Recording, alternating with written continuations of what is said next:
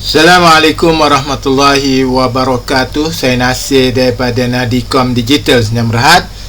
Pada pertemuan kali ini saya nak tunjukkan bagaimana cara kita nak buat semakan untuk jualan setiap barang. Okey, yang pertama sekali kita klik sale analysis by document listing.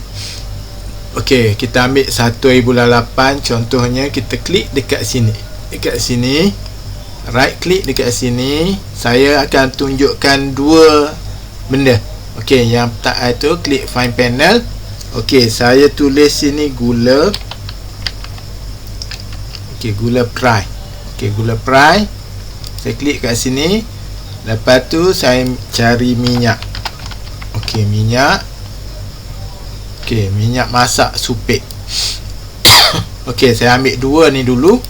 Okey, kena pastikan yang item code ni kita klik kat sini, klik sini biar dia duduk di atas.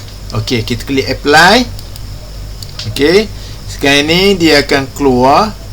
Okey, sekarang ni value dan total value. Okey, sekarang ni kalau kata kita nak buy quantity, kita untick amount, kita klik quantity. Kalau klik dua-dua, dia ada quantity dan juga amount. Okey, jadi sekarang ni kita boleh klik preview kat sini.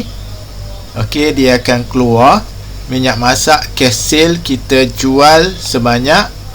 Okey, sekarang ni kita besarkan ni. Okey, sekarang ni dia cash sale. Okey, by quantity. Dia atas ni by ringgit dan bawah ni by quantity. Sama juga dengan minyak masak. Atas ni minyak masak yang atas. Okey, sekarang ni gula pry. Dia atas by ringgit dan bawah by quantity. Okey, saya rasa cukup sekadar tu dahulu. Wallahu alam. Assalamualaikum warahmatullahi wabarakatuh.